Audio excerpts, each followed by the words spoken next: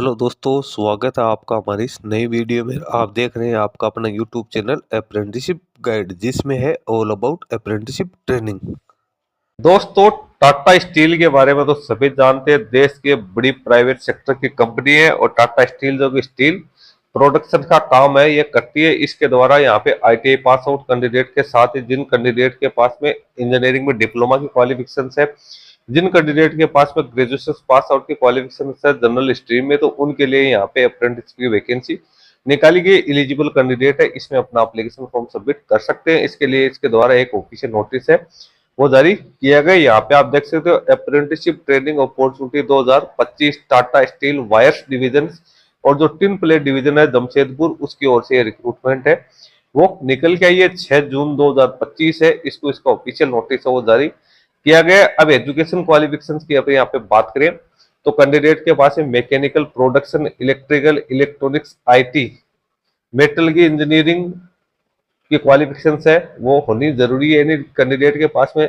Diploma की engineering में जो ये रिलेवेंट डिसिप्लिन है इसमें क्वालिफिकेशन होनी जरूरी है। इसके अलावा अब आईटीआई पास आउट कैंडिडेट्स के लिए, जिसमें fitter mechanical, electrician, electronic mechanic, welder और मशीनिस्ट के पदों के लिए रिक्रूटमेंट निकाली गई। ग्रेजुएट जनरल स्ट्रीम्स में बीबीए और बीसीए की क्वालिफिकेशन होनी जरूरी है। क्वालिफिकेशन का स्टेटस है तो ओनली जो पास आउट कैंडिडेट है जिन्होंने 2021 या इसके बाद में एजुकेशन क्वालिफिकेशन प्राप्त किया तो उनके लिए रिक्रूटमेंट निकाली गई। एज है 1 जून 2000 से लेकर 1 जून 2007 के बीच में होनी जरूरी है।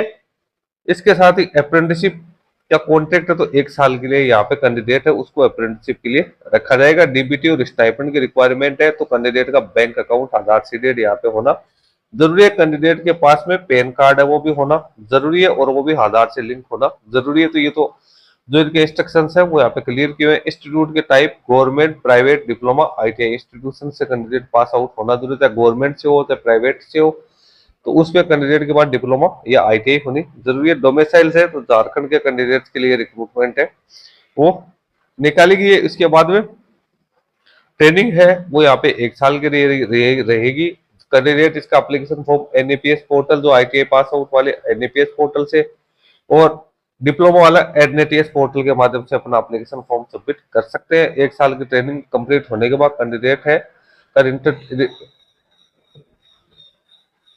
रिटर्न टेस्ट और इंटरव्यू है वो यहाँ पे है लिया जाएगा। उसके बाद कैंडिडेट है उसके यहाँ पे जो सर्टिफिकेट है वो जारी किया जाएगा। Basis on performance they will be awarded 1 year apprenticeship completion training है उसको यहाँ पे दिया जाएगा। इसका एप्लीकेशन फॉर्म भरने का लिंक आपको यहाँ पे दिया हुआ है। तो कैंडिडेट है उनका रजिस्ट्रेशन एनईटीएस एनईपीएस पोर्टल पे होना जरूरी है। उसके बाद में यहाँ पे है आप यहाँ पे एप्लीकेशन फॉर्म का जो लिंक दिया हुआ है इस पे क्लिक करके अपना एप्लीकेशन फॉर्म सबमिट कर सकते हो, या आपका जो क्यूआर कोड है उसको स्कैन यहाँ पे कर सकते हो। कैंडिडेट का selection written test, document verification, medical test के आधार पे किया जाएगा, जिसकी जानकारी कैंडिडेट को ईमेल आईडी के जरिए दी जाएगी। 20 जून 2025 को 11:45 तक आप अपना एप्लीकेशन फॉर्म है वो सबमिट कर सकते हैं। हालांकि एप्लीकेशन फॉर्म भरने का लिंक आपको मैं यहाँ पे दिखा देता हूँ।